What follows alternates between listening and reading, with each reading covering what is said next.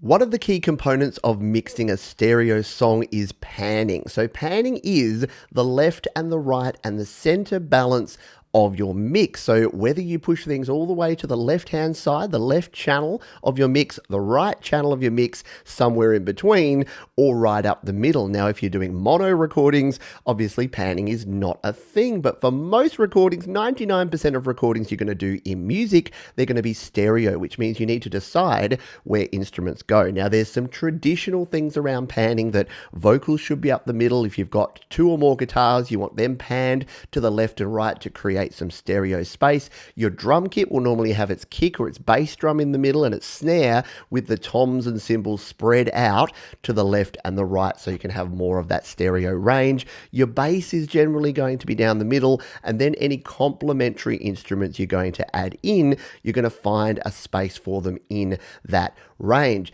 Now, there's a couple of ways to approach this. One is called LCR, which is where everything is either left, center, or right. So that way it gives you just three choices to make.